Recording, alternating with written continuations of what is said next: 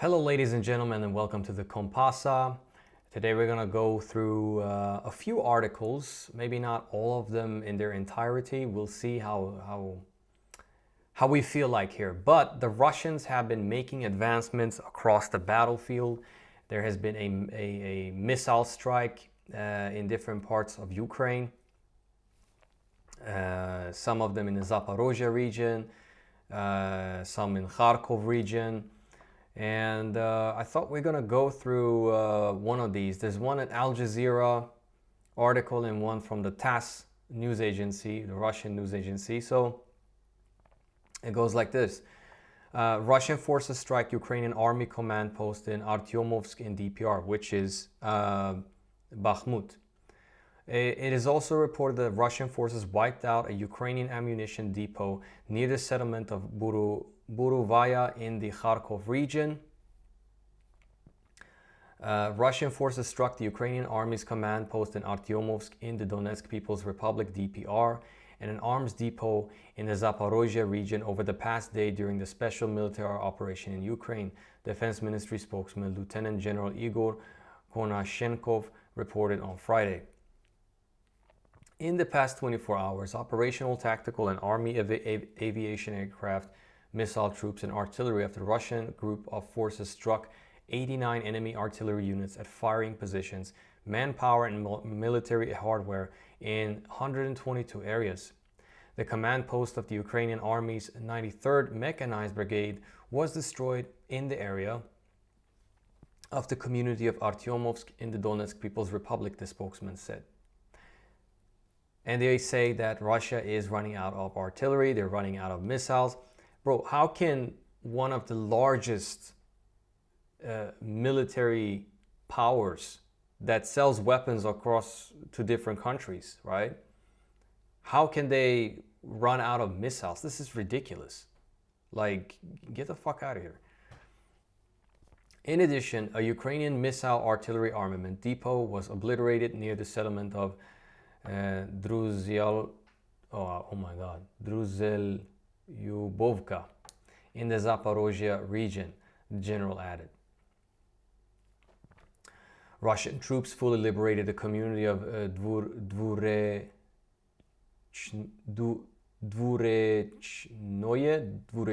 in the Kharkov region over the past day, Konashenkov reported.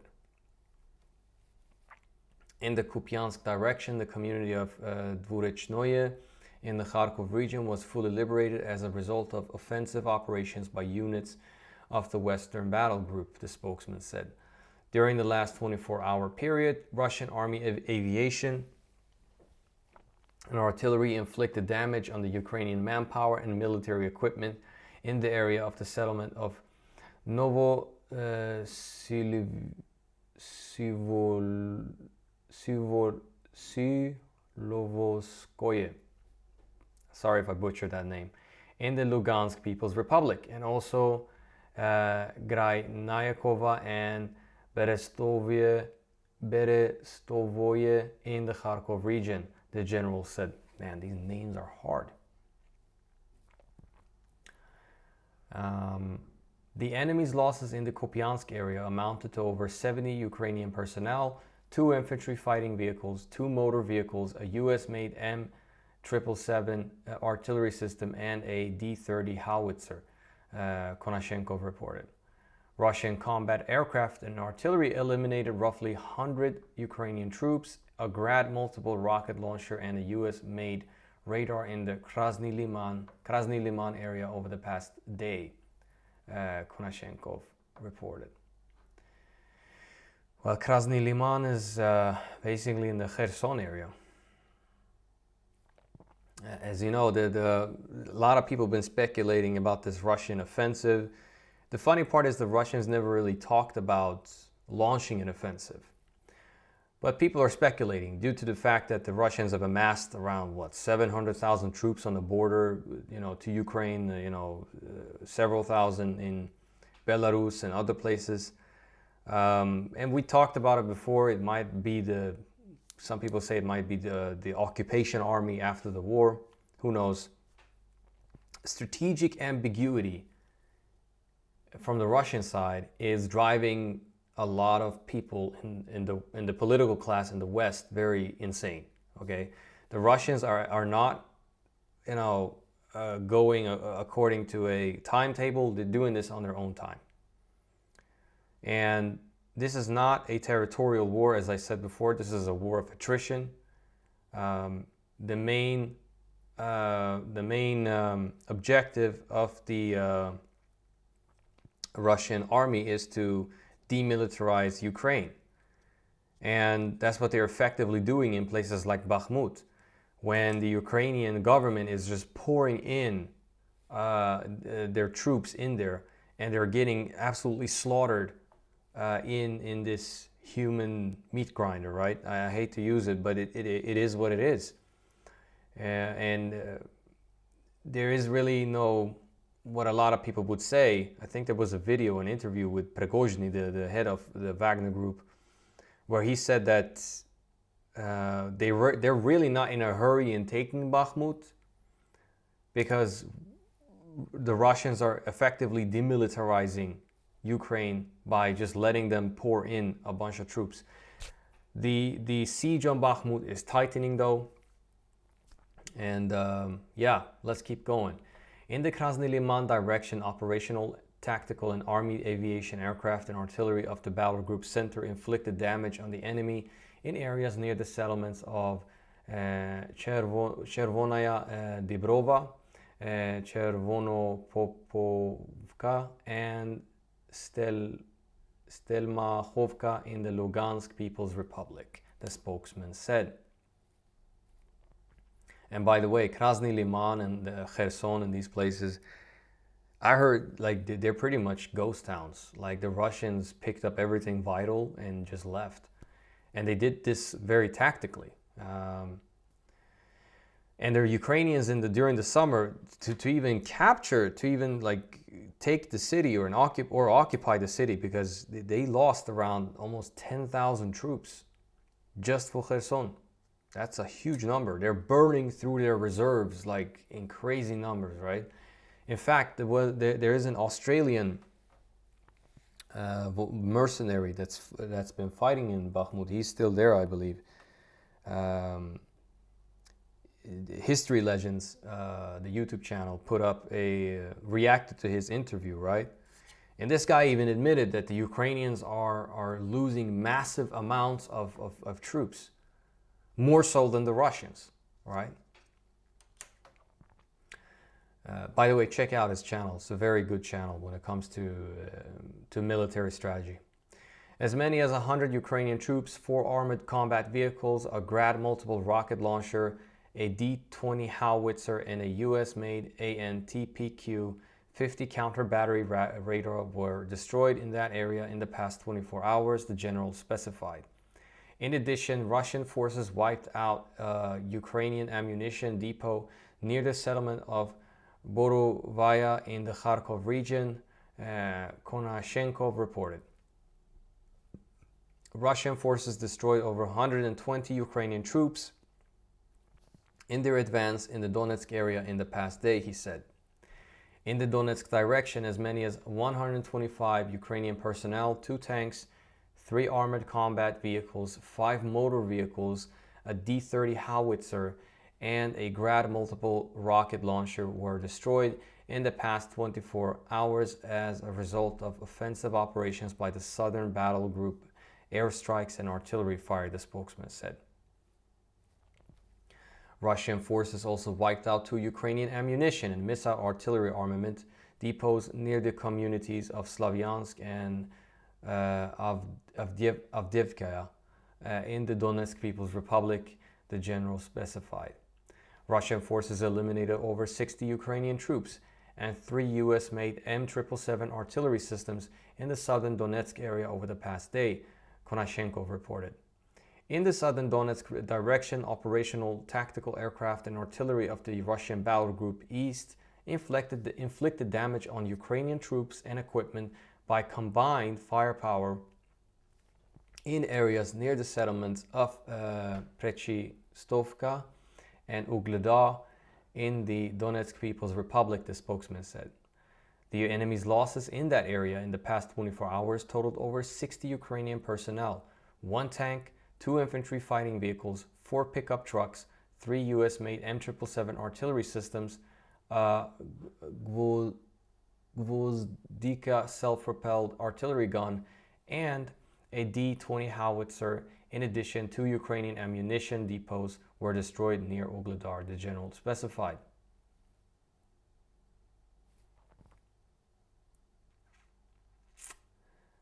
Let's see, yes.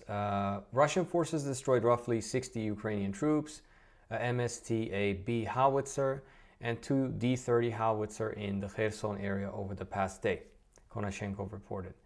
In the Kherson direction, as many as 60 Ukrainian troops, a MST-B howitzer, sorry about that, we're going through that, in the area of the community of Vaishtreskovka in the Dnipropetrovsk region. A Ukrainian ammunition depot was wiped out, the general added. Russian fighter aircraft shot down a Ukrainian Air Force Mi-8 helicopter in the Zaporizhzhia region over the past day, Konashenkov reported. Fighter aircraft of the Russian Aerospace Forces shot down a Ukrainian Air Force Mi-8 helicopter near the settlement of Ternovka in the Zaporizhzhia region, the spokesman said. Russian Air Forces shot down 12 Ukrainian unmanned aerial vehicles and 14 HIMARS rockets over the past day, Konashenkov reported. The Russian Air Defense Forces haven't really been used as much in this war up until now, which is very interesting to see. In the past 24 hours, air defense capabilities shot down 14 rockets of the HIMARS multiple launch rocket system and also destroyed 12 Ukrainian unmanned aerial vehicles in areas near the settlements of Dobrolyubovka in the Kharkiv region, Zovtenvoye, Chervonaya, Dibrova, and Golikovo in the Lugansk People's Republic, Krasnogorovka in the Donetsk People's Republic, and Novoprokofevka in the Zaporizhzhia region, the spokesman said. In all, Russian armed forces have destroyed 384 Ukrainian combat aircraft, 207 helicopters, 3,069 unmanned aerial vehicles, 403 surface-to-air missile systems, 7,812 tanks and other armored combat vehicles, 1,014 multiple rocket launchers, 4,046 field artillery guns and mortars, and 8,313 special military motor vehicles since the start of the special military operation in Ukraine, Konashenkov reported. Obviously, these are Russian numbers, so I'm not going to say they're wrong or they're right. We have to be very careful with that. Nonetheless, Russian reporting have so far been far more accurate than that of the Ukrainians. As we can see from the article, the Russians are stepping up their attacks. They aren't playing around anymore. I believe that the offensive is already going on, basically. The winter offensive that everybody talked about didn't really happen because, first of all, as if I understood it, the ground in southern and eastern Ukraine, it doesn't freeze as fast as perhaps the north and the west, that quick, so to speak, and the black mud that Ukraine is so famous for, right? Which feeds a lot of people across the world as well. It didn't really freeze over. So the best time to go for an offensive would probably be during the spring and the summer. And a lot of people, including myself, I would believe that the offensive has already started, basically. And what's so sad about this is, or maybe angering perhaps, is that Zelensky is touring around in Europe on a photo op tour while his country is getting decimated, destroyed, and he's lost up to 150,000 plus troops, and he's out here laughing and giggling with European leaders like Rashid Sunak and others. Like, this is insane, right? And you have the Al Jazeera article that says Ukraine Zaporizhzhia reports multiple Russian missiles attacks. A new wave of attacks targets energy infrastructure in the southeastern city as well as in Kharkiv, officials say. Ukraine's second biggest city of Kharkiv and the southeastern city of Zaporizhzhia have been targeted in a wave of Russian missile attacks, according to officials. At least 17 Russian missiles hit Zaporizhzhia in 1 hour on Friday morning. Its acting mayor Anatoly Kurtiev said on Telegram, adding that the missiles targeted energy infrastructure. Russian forces also launched a series of overnight attacks that knocked out power supplies in parts of Kharkiv. The occupiers hit critical infrastructure. There were about 10 explosions, Kharkiv Governor Ole Syniehobov said on Telegram. In some regions, there are power cuts. Emergency services are on site. There were no immediate words on casualties in either Zaporizhzhia or Kharkiv. Russian forces have been advancing recently for the first time in half a year in hard-fought battles that both sides describe as some of the bloodiest of the war. Yeah, Al Jazeera doesn't give as much details though. Probably because they don't have the direct access, perhaps, as the Russian military leadership has, obviously. But Al Jazeera has also been one of those pro-Ukrainian news outlets. They've been reporting a lot on the favor of Russia. For me, if I was Russia, I would have put Qatar on a enemies list because of their nonsense, really. But yeah, that's it, ladies and gentlemen, for this video, and I appreciate you guys for listening. Please subscribe, like, and share, and leave a comment, and I'll see you in the next one.